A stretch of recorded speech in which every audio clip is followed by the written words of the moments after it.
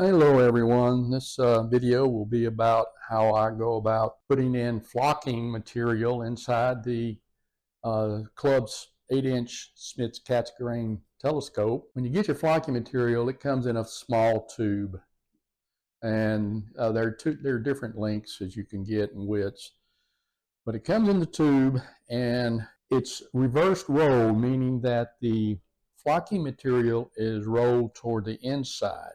That creates a problem when you try to install it. Now, being a retired architect and having to deal with rolls of plans and so forth, I found it most beneficial if you take the roll and reverse it in its roll, so that when you undo it, it won't curl up on you as much. Well, it'll curl up maybe in the different direction, the way you really want it to work. I suggest taking it out, putting it in a larger tube, and just let it sit there for a day or so it will configure to that, and it won't be so tightly rolled. So that's one thing I would suggest. The other thing is tools. I have a very large inside diameter measuring, I guess you call it a compass or divider. It's this item right here. You stick it inside the inside of the tube and you get the diameter by barely, so that it slides in, and you want to check it as you rotate it around. So you can do that to get the inside diameter, from which you can do mathematical equations to figure out the circumference inside. Of course, you'll have to put this on a measuring device such as a ruler or something similar, and then you can put it into the documents or the formula. This computer automatically figures the circumference. It's an architectural calculator for feet and inches, and has other functions as well. That's one way you can do it. But an easier way is to take two pieces of paper. I'll show you later how to do that. The other thing is that the video I looked at suggested putting a line down the tube, which I'll show you in a little bit, but he used a square. I'm using a T-square simply because the T-square will hit on both sides of the edge of the tube, and you can get you a straight line that way. Now, this tube has already been disassembled by taking off the front ring and the back mirror area. I elected to take out the whole assembly in lieu of taking the mirror out by itself and leaving the back cell.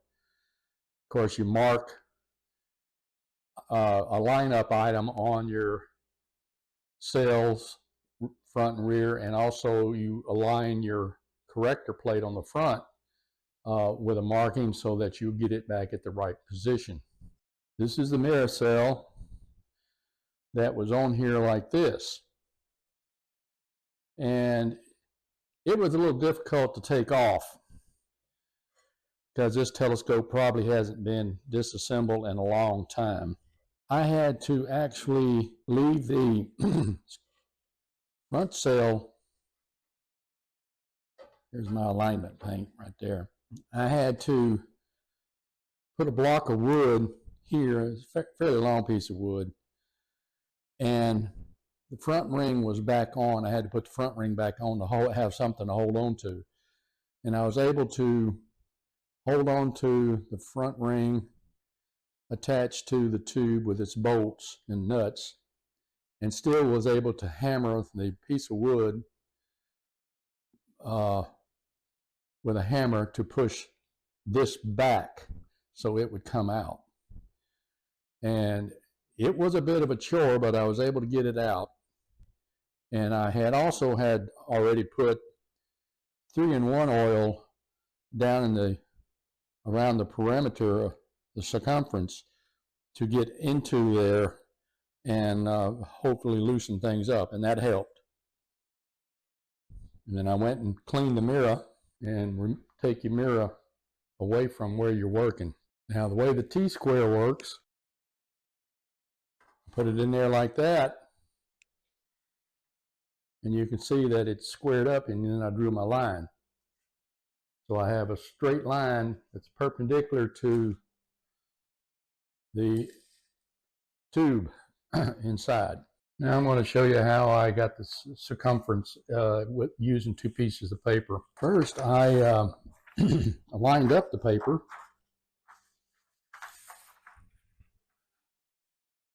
end to end,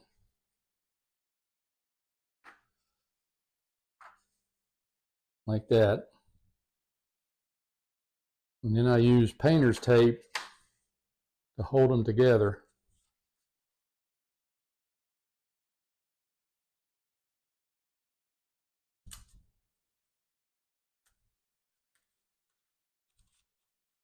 I want to get it straight, like that.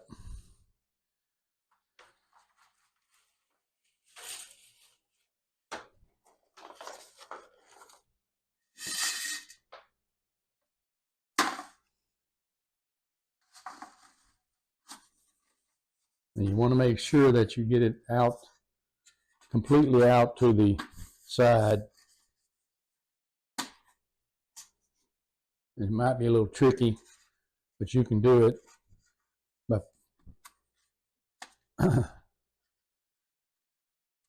pulling on it, making sure it's flush to all the sides. And that looks pretty good.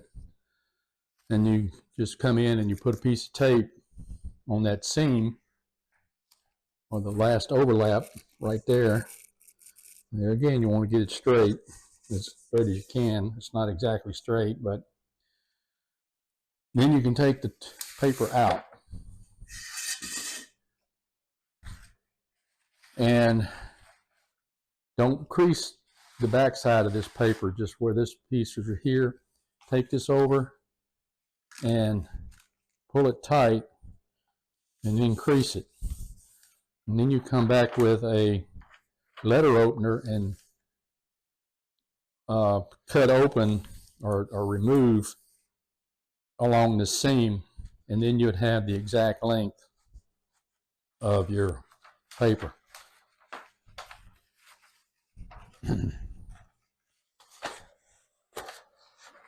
So from here to this point here would be my exact length of paper, which I could put on a ruler and measure.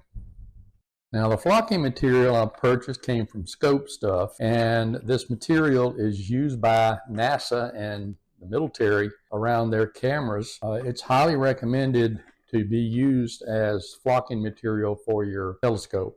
Now it does say in the instructions that you probably need help installing this inside your telescope. A lot of videos I looked at were really one person was installing it, and they were installing it either in pieces or full rows. They had issues with alignment and bubbles and so forth. I took all that under consideration and came up with hopefully a jig that will help me install it by myself and eliminate bubbles. This is what I designed to use. I drilled the holes out for 1/2 inch gas pipe. Of course, the outside diameter of the pipe is more than 1/2 inch. Actually, it's almost 7/8 of an inch. So I devised it so that the pipes would go in here, and I can clamp them down if I needed to have more ability to put pressure on the tube and the flocking in it. So there's 2 of them, and I will show you how that all hooks up.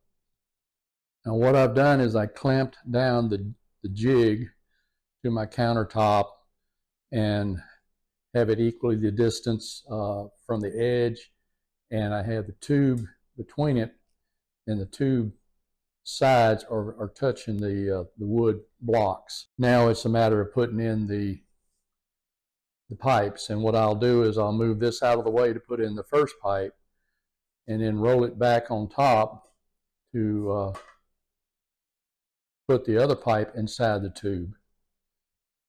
Okay, I've inserted the pipes, and you can tighten them up on these wing nuts that I put on there to put more pressure on, so you can press down the flocking material. I can rotate the tube, so there's no problem there. So now I did wash the tube inside and out in warm soapy water to remove any oil that had gotten on here and my fingerprints from inside the tube. So you can also clean it again with alcohol on a rag. So that's pretty much my idea. And the next challenge is putting in the flocking material and see if this idea works. One thing I will mention, at this end of where the mirror is, there is very little room between the nut that goes on the underside and the mirror. In fact, it's so tight I can't even get my finger in there.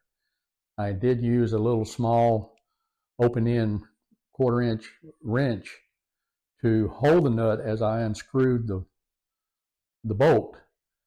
But I think once I get the flocking installed, what I'm going to do is I'm going to cut the flocking away from the hole that the bolt goes through, and I'm going to probably use contact cement to push the nut up to the bolt hole so that it won't fall out when I start screwing it down tight, and I won't have to try to put my fingers in there, because I can tell you that it's going to be frustrating to try to line it up if it's not adhered to the tube.